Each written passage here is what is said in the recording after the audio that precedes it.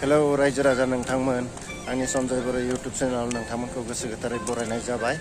आं दिनै नोंथांमोननो देखायनो थांगासिनो कर्नाटकनि मोनसे मालपे होननाय जायगायाव जे हागरनिफ्राय ना हमनानै लाना फैयो बेखौ आङो नोंथांमोननो देखायगोन। बेयावनो आनलड खालामफैयो बिसोरो ना हमना लाना फैनानै बेखौ आं नोंथांमोननो देखायहैनो थांनो नागिरदों। दा नोंथांमोना भिडिअखौ नायलांबाय थाबानो जाबाय। दा बेलासे सम जाबाय।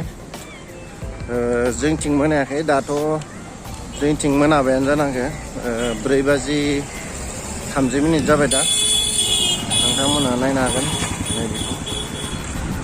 बेनो जाबाय मालपे होननाय जायगा। नै बिथांमोना जिमाव थांगासिनो नै दासो। रायजो राजा नोंथांमोना आंनि चेनेलखौ साबस्क्राइब खालामाखैबा प्लिज अननानै साबस्क्राइब खालामना हो। आङो दा बे जायगायावनो मोनफैबाय। नै बेजों ना हमनो थांनाय बटनि जायगाया। बेनिफ्राय नोंथांमोना भिडिअखौ अननानै प्लिज जोबजासिम नायलां। दसे सम 2 मिनिट बा 3 मिनिटसो सम लानानै बे भिडिअखौ नोंथांमोना नायलां। भिडिअ देखायगासिनो आङो बटआ माबायदि ना हमना लाना फैयो बेखौ आङो नोंथांमोननो बे भिडिअ फुरा देखायगोन। नोंथांमोना नायलांबाय थादो। बे नाव गिदिरावनो बिथांमोना ना हमनानै लाना फैयो। बेनिफ्राय ना हमना लाना फैनानै बेयाव बोख्लायफैयो। बोख्लायफैनानै फानो। बेयावनो बिसोरनि ना बोख्लायग्रा जायगाया नुनो हागोन, नोंथांमोना नायनो हागोन। बेयावनो बोख्लायफैनानै बिसोर पार्सेल हरो। मुम्बाइ दिल्लीफोराव पार्सेल हरो। बिनिफ्राय नोंथांमोना नायनो हागोन नै बेजों गारियानो गारि दङ। फिस मिलफोराव हरो। बेनिफ्राय ना मोजां मोजांफोरा काटिंआव थाङो। नैबे बटआ गिदिर गिदिर नाव।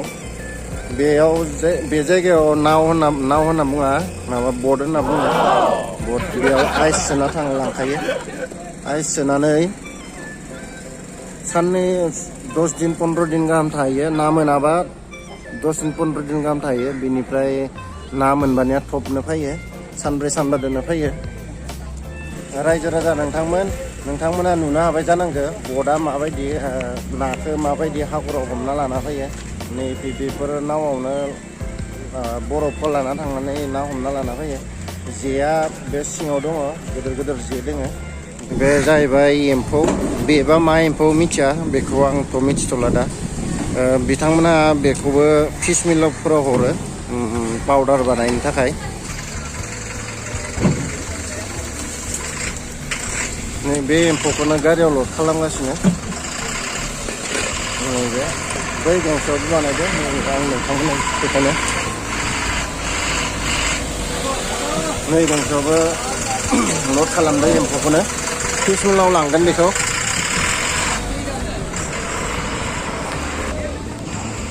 बैनिफ्राय हायना हरगासिनो।